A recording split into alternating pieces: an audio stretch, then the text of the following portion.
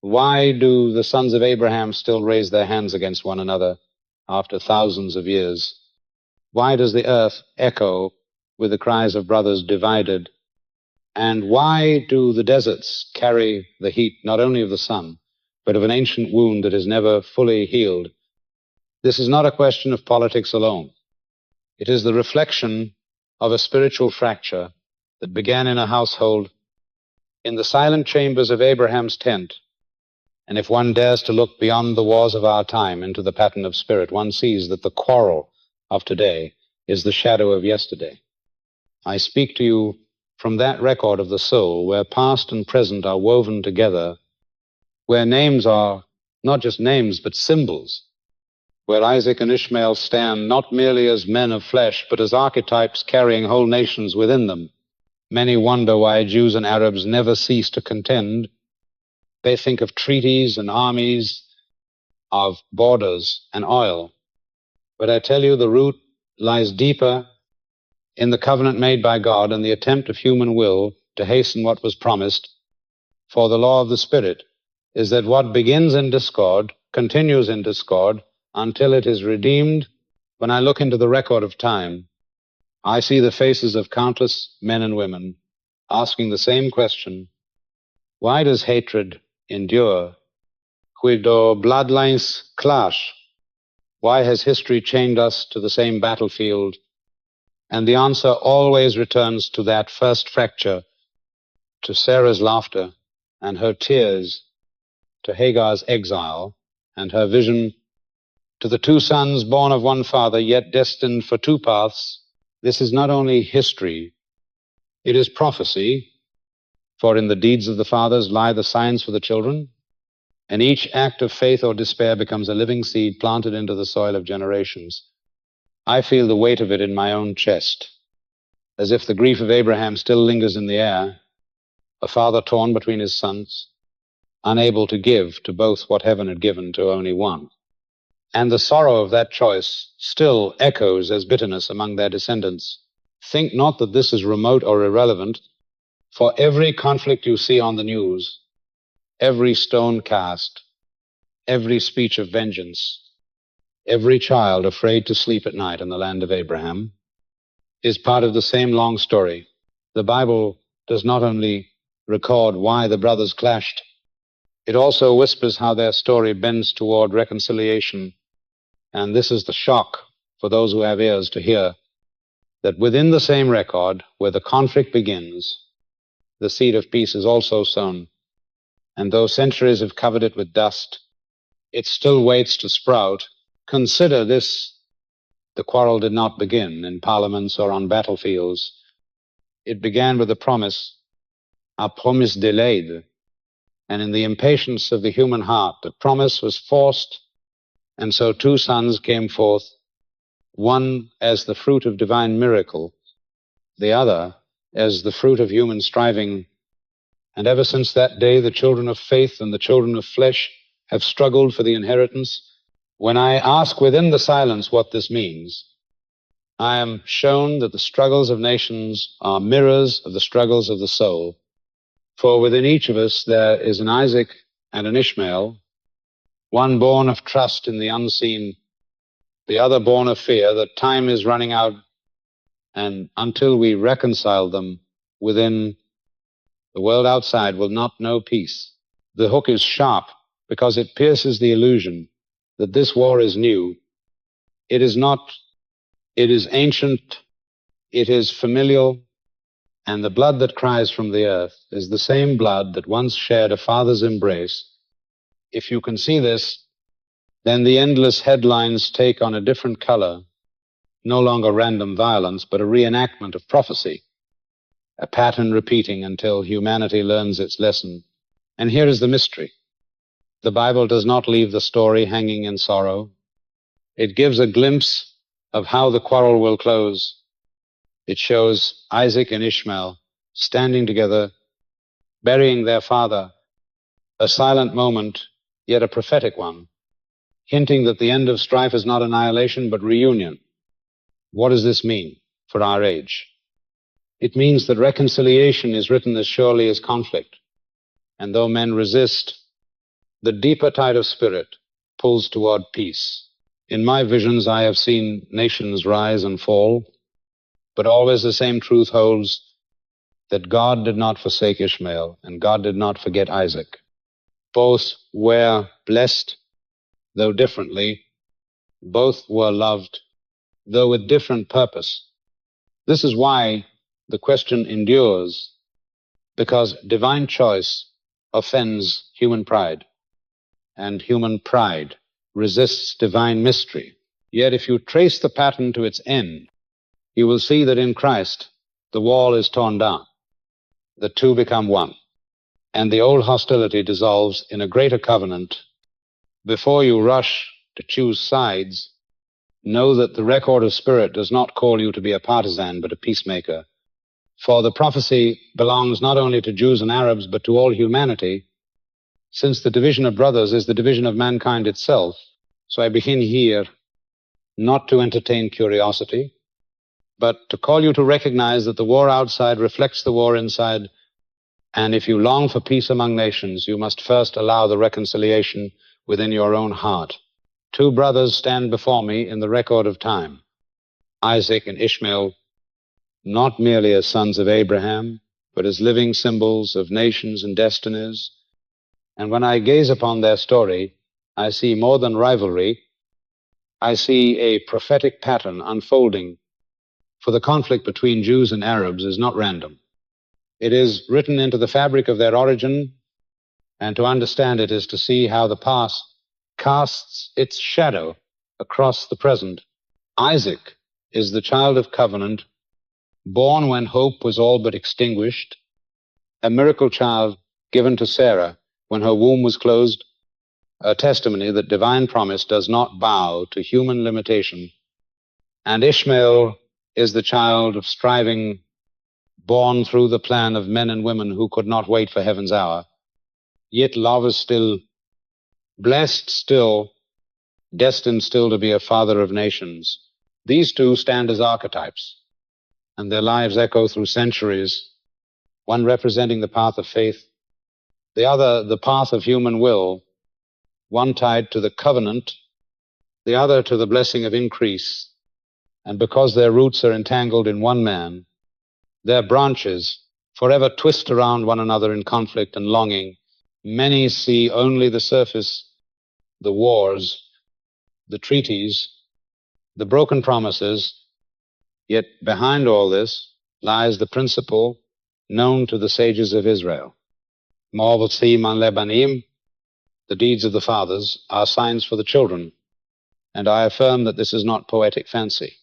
It is spiritual law, for whatever seed is sown in the beginning yields fruit in later generations. Whether of harmony or strife, Isaac and Ishmael are not simply figures of the past. They are forces still alive, currents that flow through the hearts of their descendants and through the hearts of all humanity, for each of us knows the tension between faith and impatience, between miracle and self-effort, between trust in divine timing and the urge to seize destiny with our own hands. When Paul of Tarsus wrote of typology, calling the events of old shadows of things yet to come, he spoke of this very mystery, that every story in the ancient record carries a double meaning, one in history and one in prophecy, one in the flesh and one in the spirit. To look at Isaac and Ishmael without this lens is to miss the meaning, to see only quarrels of tribes and nations. But to look with spiritual eyes is to recognize a script written before swords were drawn, a pattern in which their rivalry and even their reconciliation were foretold. And what does this reveal? It shows that today's headlines are but the outward performance of a drama long prepared, a reenactment of that first fracture in the tent of Abraham. When I look deeper, I see Sarah and Hagar, two mothers bearing not only children, but symbols of covenant and striving, of promise and effort, and in them too the pattern is clear. For Sarah receives by miracle what Hagar bears by human arrangement, and thus the descendants repeat the same struggle, one claiming election, the other claiming survival. This is why the conflict has never been resolved, by politics, because its root is not political, it is spiritual, and until the spiritual wound is faced, no treaty can hold. You may ask why God allowed such a division to begin, why a father must watch two sons grow into two nations, forever colliding. And the record shows that it was not without purpose, for from this division, humanity was given a mirror, a living lesson of the tension between divine grace and human striving. And each generation is invited to learn through it. The covenant was given to Isaac, yet the blessing was not withdrawn from Ishmael. And here lies the paradox, that both sons are chosen in different ways, one for the lineage of the covenant, the other for the greatness of nations, and neither is forgotten. Yet because human hearts crave exclusivity, they could not accept the different gifts flow from the same God. And so resentment grew, envy deepened, and the pattern of conflict set like stone. The sages saw this clearly. They taught that the deeds of the fathers are not dead, but alive, shaping the lives of their descendants. And I too see that the quarrel of Isaac and Ishmael lives on in every clash between Jew and Arab, every argument over land and temple, every claim of inheritance, for all these are but variations of the same original wound. And yet within the same story, I see the outline of healing, for prophecy does not only foretell strife, it also hides the seed of peace. When Isaac and Ishmael appear together again at the burial of their father, a simple act recorded in silence, that moment becomes a sign for their children, a whisper that reconciliation is possible. And though history has magnified their conflict, destiny has not erased that signal of unity. I speak these things so you may understand that the struggle between Jews and Arabs is not endless chaos. It is a cycle that began with two brothers and will end with two brothers. For as surely as the beginning held division, the end will hold reunion. The covenant was spoken with clarity, yet the weight of delay pressed heavy upon Sarah and Abraham, until despair drove them to seek by their own hands what heaven had promised. And in that moment the fracture began, for when the divine is forced by human impatience, the result is always conflict. I see Sarah, her heart weary from years of barrenness, her spirit wounded by whispers of shame.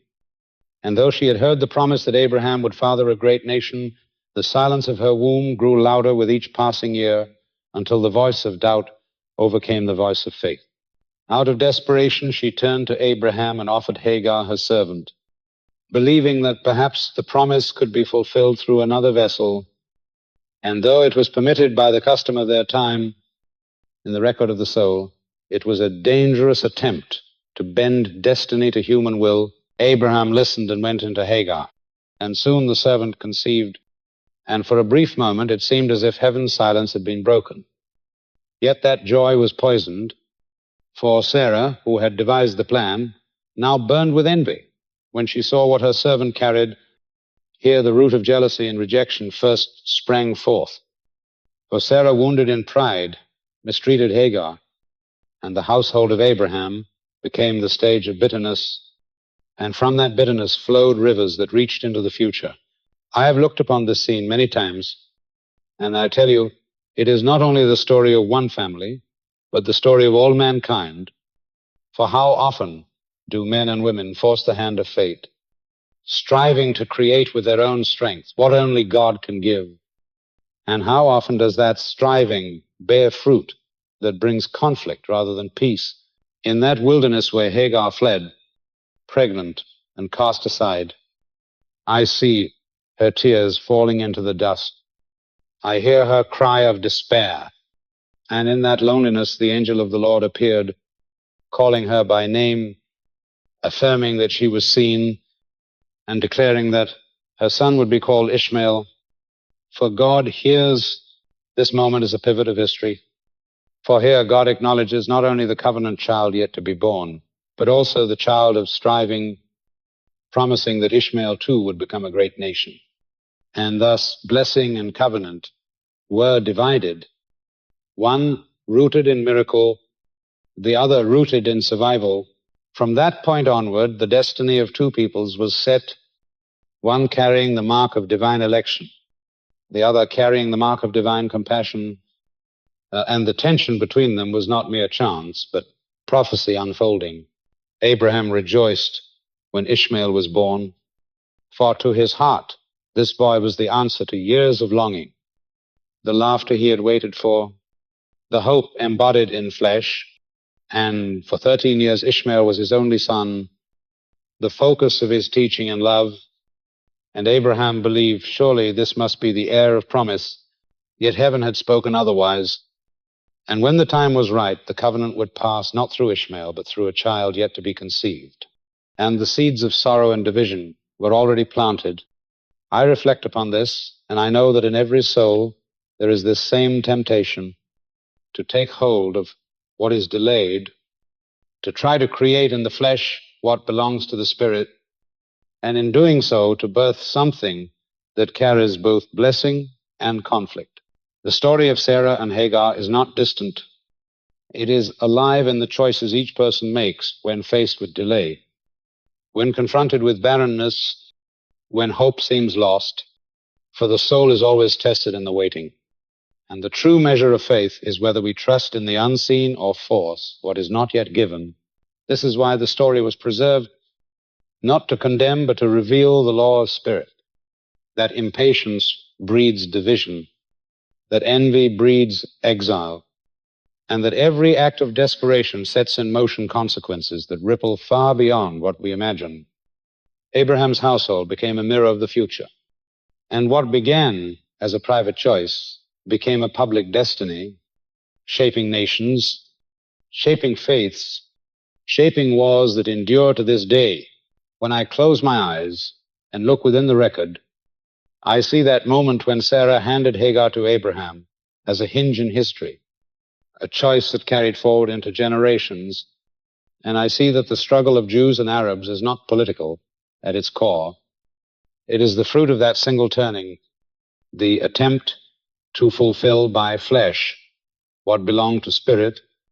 Yet even here mercy is evident, for God did not cast away Hagar, nor did he reject Ishmael. He heard, he blessed, he promised greatness. Hagar fled into the wilderness, carrying the weight of rejection within her body and the fragile promise of life within her womb. And it was in that place of despair, where no one could see her, that the divine appeared with a message that would echo across centuries.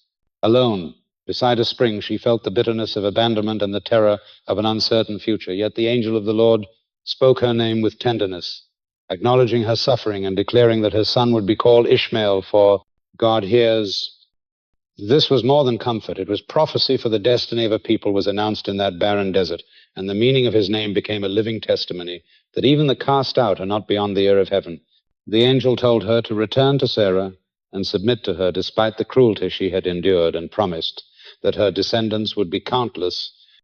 Here the paradox of divine mercy was revealed, for though Ishmael was not the covenant heir, he was still chosen for greatness, and his line would endure with a fierce independence that no empire could extinguish. The prophecy was specific. Ishmael would be as a wild donkey of a man, his hand against everyone and everyone's hand against him, dwelling in tension with his brothers. To modern ears, these words sound harsh, yet in the ancient tongue, the image of the wild donkey was not an insult, but a sign of untamed freedom, the spirit of the desert that bows to no yoke. Thus Ishmael became the archetype of resilience, a wanderer who could never be conquered, a survivor whose people would rise again and again from the dust of exile. But within that same blessing lay the seed of conflict for the freedom that made him strong, also set him at odds with others, and his descendants would inherit not only endurance but strife. When Abraham held Ishmael as his firstborn, he believed the promise had been fulfilled, and for 13 years he poured his heart into the boy, teaching him the ways of God, and hoping the covenant would rest upon him. Yet the words spoken in the wilderness lingered as a shadow. Ishmael would be great, but he would also live in struggle, and history has borne witness to this truth. In the wars of tribes, the rivalries within the Islamic world, and the endless contention with Israel The wilderness encounter of Hagar was not a minor episode. It was the beginning of a prophetic line, for in that moment God showed that his hearing extends even to those outside the covenant, and that no exile is beyond his reach. The tears of a servant woman became the seed of nations, and the cry of her heart still echoes in the voice of millions who feel rejected by history, yet insist on their right to exist. The significance of this cannot be overstated, for the destiny of Ishmael was not to vanish but to rise, and his spirit became the spirit of the desert, proud, defiant, unbroken. Have you ever known one who could not be subdued, who stood tall against every pressure, who carried within them the strength of survival itself? That is the imprint of Ishmael. And yet prophecy is never one-sided. It carries both promise and warning, and so it was declared that his hand would be against all, and all hands against him. This is the reality of a people born in struggle, shaped in wilderness, their greatness inseparable from their conflict. In every age, this has been visible, from the internal divisions between sects to the external wars against other nations. And still the words of the angel prove true. But remember, the prophecy was spoken not as a curse, but as a revelation. It was the description of a destiny woven into the fabric of time. And though it carried strife, it also carried endurance. The desert that seemed empty became the cradle of nations, the place where God revealed that he hears even the outcast and the forgotten. From that spring flowed a lineage that would one day stand alongside Israel, shaping the destiny of the world and reminding all that divine blessing is not limited to one line alone. And so the wilderness encounter is both comfort and warning, a sign that God's plan is larger than human expectation, and that those rejected by men may still be raised up by heaven.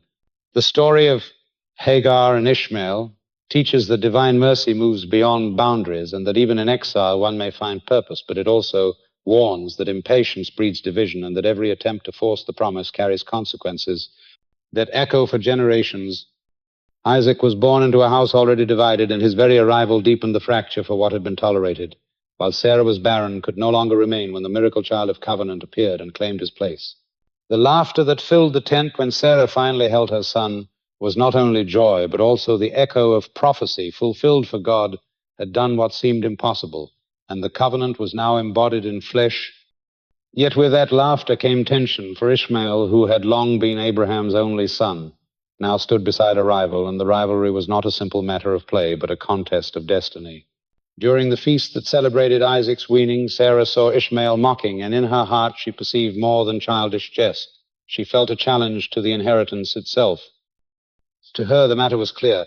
The covenant could not be shared, and she demanded that Hagar and Ishmael be cast out. Abraham's heart was torn, for Ishmael was his son of blood, his firstborn, the one he had loved and raised for 13 years, and the thought of sending him away was agony. Yet the voice of God confirmed that the covenant line would pass through Isaac, and that though Ishmael would be blessed, he would not carry the promise. At dawn, Abraham gave bread and water, and with sorrowful steps sent Hagar and Ishmael into the wilderness. And in that act, the spiritual fracture became visible. Separation was no longer hidden tension, but lived reality. This moment is the key to understanding the conflict that has followed, for it was here that two destinies parted, one toward the covenant, the other toward survival in exile, and the wound of that separation still bleeds in the memory of nations. To Abraham, it was not politics, but pain. The grief of a father forced to choose between two sons, and the tears of that choice still echo in the cries of those who claim the land today. Ishmael lost more than a home, he lost identity, for in the birth of Isaac he was displaced, not simply as a child, but as an heir, and the sense of rejection became part of the inheritance of his line. Sarah's words that the son of the slave shall not share the inheritance with my son Isaac still resound across centuries in fiery speeches and hardened hearts. And yet even in the exile, God remained for. He promised Abraham that Ishmael would rise as a great nation, and so the cast out became the seed of kingdoms, and the rejected became the foundation of empires. The wilderness that seemed a place of death became again a place of encounter, and the spring that saved Ishmael's life testified that divine hearing does not end with rejection, but the wound remained, and the pattern of hostility took root. Brother set against brother, not only in that generation, but in every generation after. Look at history, and you will see the same rhythm. the rise of Arab tribes, their pride and endurance, their refusal to be subdued, and yet within their strength, constant conflict, both with Israel and within themselves. The prophecy was exact his hand against everyone, and everyone's hand against him, not as a curse, but as a description of the destiny formed in that ancient separation. When you look at the wars of the Middle East, the divisions between Sunni and Shia, the endless cycle of strife, you are seeing the echo of that first fracture. And when you look at Israel, surrounded by enemies, always defending its existence, you are seeing the shadow of Sarah's defense of Isaac. The story repeats itself, not because God delights in conflict, but because the seeds planted in the household of Abraham must bear their fruit until reconciliation comes. Isaac's birth was a miracle, a sign that divine promise is not bound to human weakness, and yet the miracle brought with it division for the presence of the chosen always provokes tension. The covenant gave Israel a sense of election, a purpose that sustained them through exile and persecution, but it also set them apart, and being set apart has always drawn both admiration and hatred. Ishmael's line received blessing of fruitfulness of kingdoms and of endurance, but without the covenant their greatness carried with it unrest. This is the paradox that shapes history, that both sons were loved, both were promised greatness, yet only one carried the covenant, and this unequal inheritance became the seed of jealousy, suspicion, and unending rivalry. Abraham's obedience to send away Ishmael was not cold. It was agony, and yet it was obedience to the voice of God. And from that obedience, two paths unfolded, which the world still walks today. To understand the present, one must return to that moment of weaning feast, laughter and mockery. For there the fracture became final, and the stage was set for nations to inherit not only blessings but wounds. The prophecy spoken in the wilderness did not end with Ishmael. It became the thread woven through centuries of conflict. For the words, his hand will be against everyone, and everyone's hand against him, are mirrored in the endless turmoil of nations and tribes. History bears this, mark the wars among Arabs themselves, the rivalries of clans, the divisions of sects, Sunni against Shia, the struggles for dominance that tear families and kingdoms apart. All these are shadows of that first separation. In the tent of Abraham, and when you look beyond the inner divisions, you see the larger battle with Israel for the exile of Ishmael became a living memory passed down as resentment, and each new generation carried the sense that their inheritance had been denied. The founding of the State of Israel in modern times reopened that wound, for while one people celebrated restoration, another remembered it as catastrophe and called it Nakba, the disaster. Villages were emptied, families displaced, and the echo of Sarah's words, that the son of the slave woman shall not share in the inheritance, was heard again in speeches of loss and exile. This is why the struggle is not only about land, it is about identity, about memory, about the deep wound of rejection. And yet, even as the wound persists, the prophecy of blessing persists. Also for Ishmael's descendants became nations of endurance, of wealth, of culture, of empires that shaped history. The paradox remains, both blessed and wounded, both strong and restless, both fruitful and divided. This is why no treaty alone can settle the conflict, because it is not only political, it is spiritual, a replay of an ancient drama written into the soul of nations. The wars in Syria, the strife in Yemen, the bitterness between factions are not new, but reflections of the same prophecy. The wild donkey spirit, free yet forever in tension. To understand this is to see that the Middle East is not simply a stage of chance, but of destiny, where the ancient words still breathe. And Israel, too, bears its own burden, for the covenant that gave them election also set them apart. And to be chosen is both privilege and trial, for it invites not only preservation, but persecution. Thus both lines carry both blessing and sorrow, and the world stands witness to their struggle. When I look into the deeper record, I see that none of this is without purpose, for the division was allowed, so that humanity might learn the futility of envy, the cost of pride, and the necessity of reconciliation. The wars of today are not only battles of armies, they are lessons of spirit, calling mankind to look beyond inheritance of land to inheritance of the heart. Yet until that lesson is learned, the conflict will continue to replay, for prophecy is not broken by denial. It is fulfilled until its meaning is embraced. The echoes of Ishmael's prophecy ring in every newspaper headline, every act of terror, every broken treaty. Yet the same prophecy that foretold conflict also promised survival and greatness. Ishmael would not vanish, he would endure, and he has endured, and so has Isaac. For neither line could erase the other. This is the mystery that sustains the conflict. Both are destined to remain, and both are destined one day to reconcile, though the path to that day is paved with sorrow. The covenant and the blessing stand as two streams flowing from the same source, yet moving in different directions. And this distinction is the heart of the mystery, for Isaac received the covenant, while Ishmael received the blessing, and the world has been shaped by the tension between these two inheritances. The covenant is not simply a promise of land or nation. It is a spiritual agreement, an everlasting bond that tied Isaac's line to the unfolding plan of salvation. It was miracle made flesh, for Isaac was born not by human effort, but by divine intervention. And so his lineage became the channel for prophecy revelation. And the Messiah himself, Ishmael's blessing, was no less real, though of a different nature. It was the promise of fruitfulness, of strength, of nations that would multiply and endure. His line was destined for greatness on the earth, but not the covenant of eternity.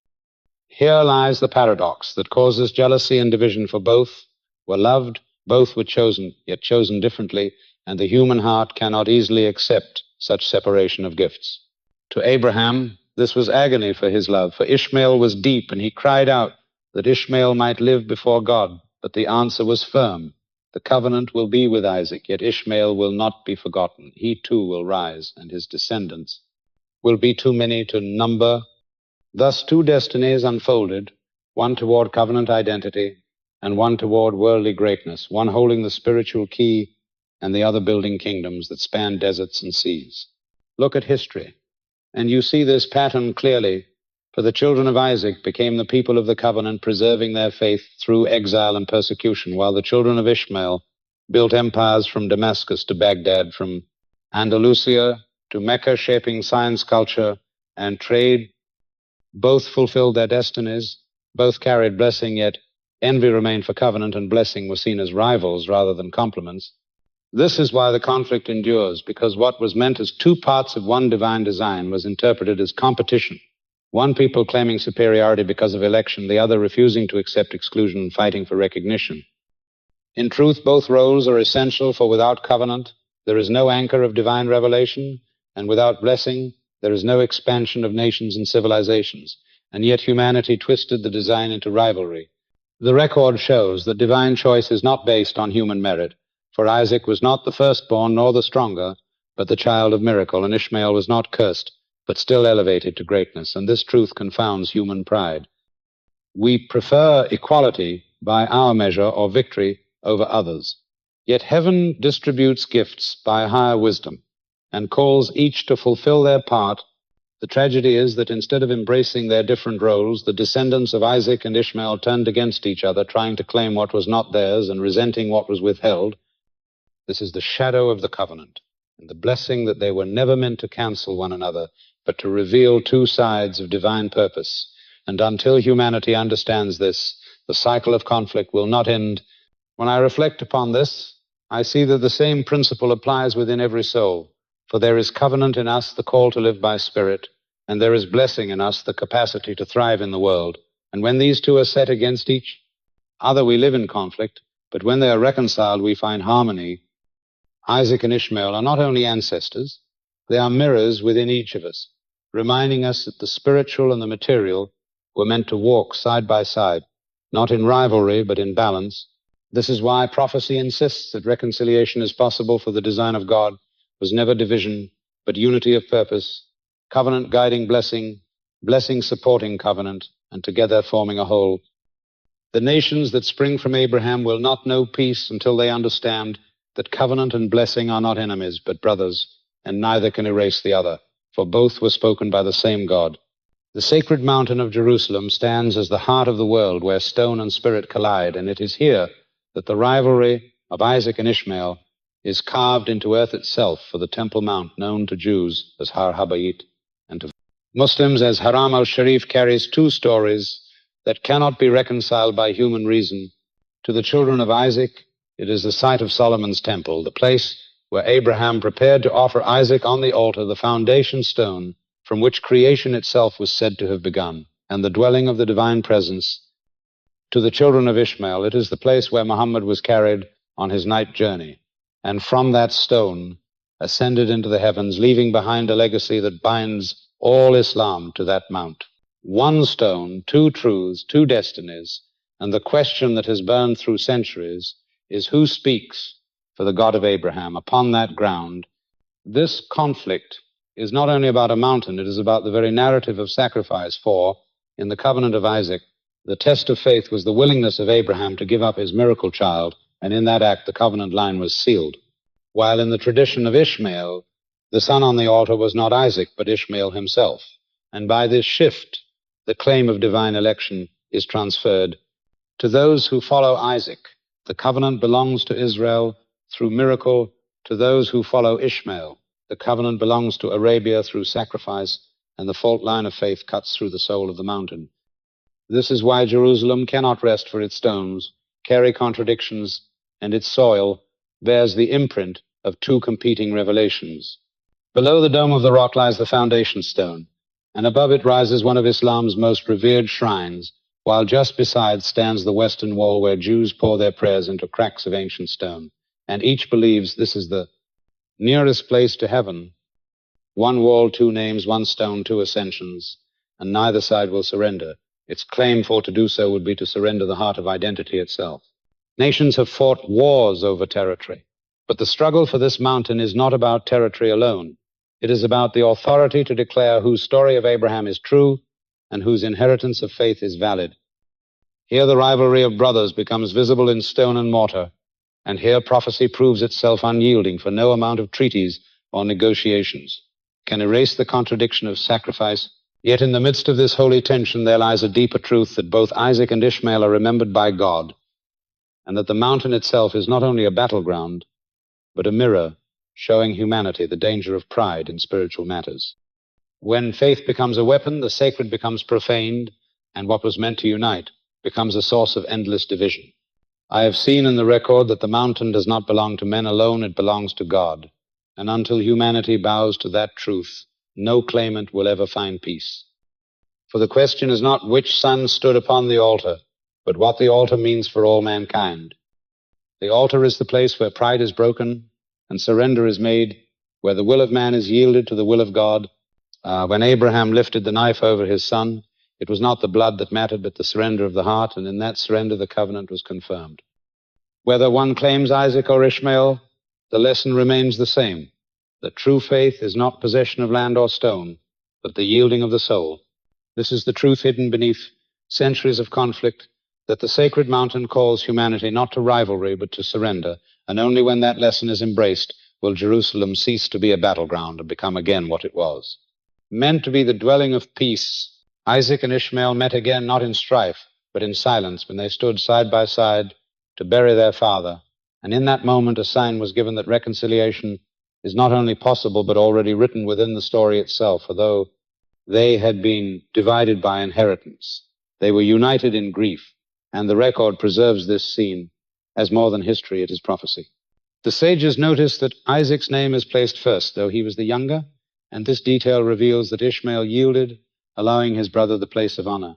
And in that act, humility overcame rivalry and surrender, replaced pride. This is the hidden key, that the deeds of the fathers are signs for the children, and that a gesture of reconciliation once made will echo forward until the day it is fulfilled in nations. Modern history has shown faint reflections of this truth when Arab nations chose diplomacy over conflict and signed accords that bore the name of Abraham, declaring by that name that they too remembered the shared fatherhood that binds them. These were not coincidences, they were echoes of that ancient burial scene, whispers of unity rising even in an age of division. But the reconciliation is not only political, it is mystical, for within the hidden streams of Jewish Kabbalah and Islamic Sufism, a deeper union has always existed. The mystics of both traditions speak the same language of ascent of the soul, as traveler returning to the source of light. They speak of the one beyond form, whose essence is infinite, whose nature is love. When the Kabbalist describes the Sephirot as emanations of divine light, and the Sufi describes the stations of the path as veils of the beloved, they are describing different doors into the same dwelling. Here the rivalry of brothers dissolves, for in the presence of the infinite there is no chosen and rejected, no covenant, and cast out there is only union. Imagine Isaac and Ishmael not as enemies, but as seekers weeping together before the same light. This is the vision that mystics glimpsed, and this is the prophecy hidden within the burial of Abraham. The outer world still wages war, yet beneath it runs a quiet current where reconciliation has already begun, and those who tune to that current become living signs of what is to come. I have seen gatherings where Jews and Arabs who follow the way of Christ break bread together in secret, their worship stronger than the walls of hostility around them, and I know that this too is part of the unfolding prophecy.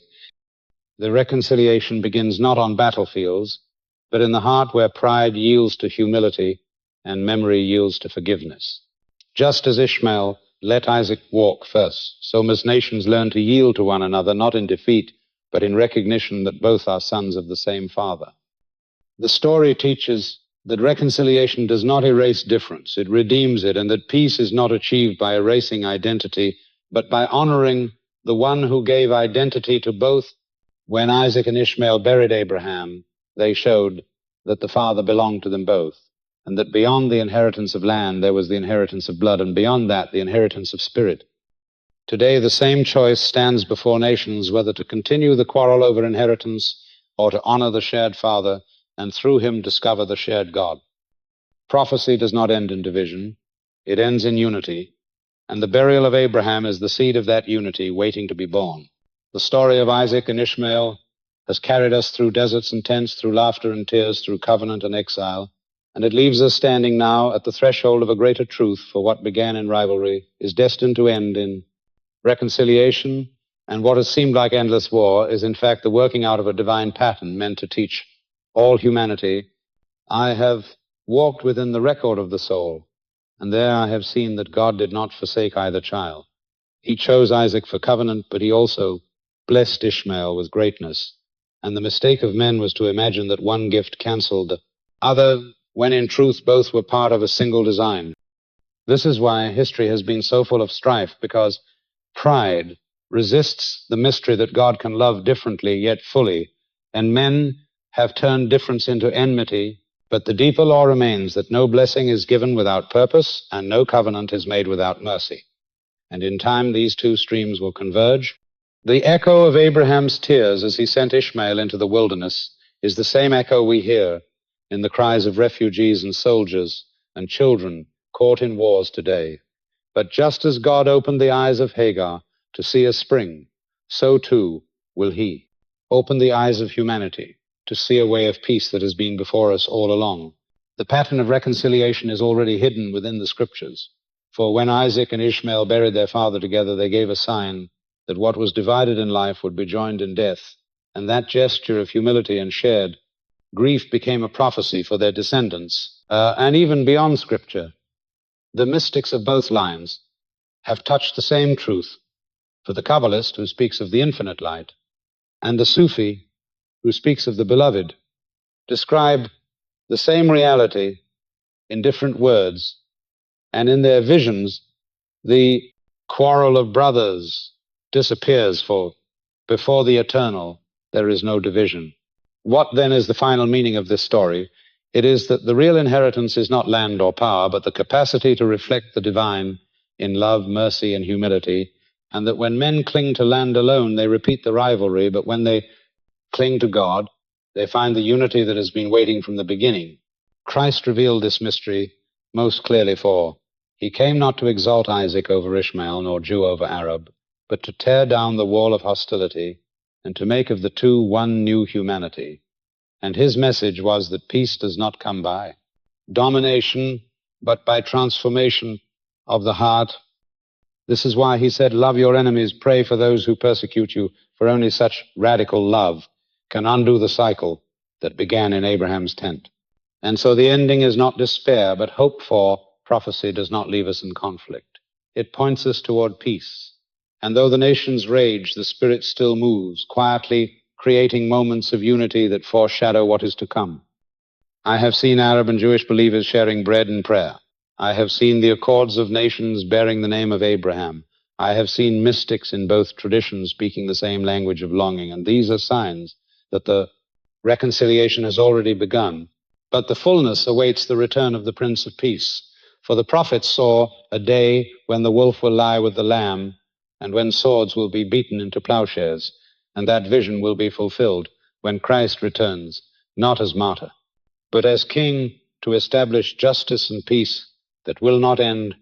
Until that day, the call remains to each soul to choose whether to repeat the rivalry or to live the reconciliation. For the story is not only about nations, it is about the struggle within each of us between covenant and striving, between pride and humility, between division and unity. The choice of Isaac and Ishmael is the choice of every human heart, and the destiny of the world is shaped by the decisions of countless souls to yield to love or to persist in enmity. The final awareness is that God never gave up on either son, and he does not give up on us, and the reconciliation he promised to Abraham's children is the same reconciliation he offers to all who will receive it. The world waits in fear and conflict, but beneath it all a deeper current flows, carrying us toward the day when Isaac and Ishmael will embrace not as rivals but as brothers, and when their descendants will see that the inheritance is not stolen but shared in the mercy of God. This is the lingering truth that remains when the dust of history settles, that the God who hears also heals, and the God who chooses also includes, and that what began in division will end in unity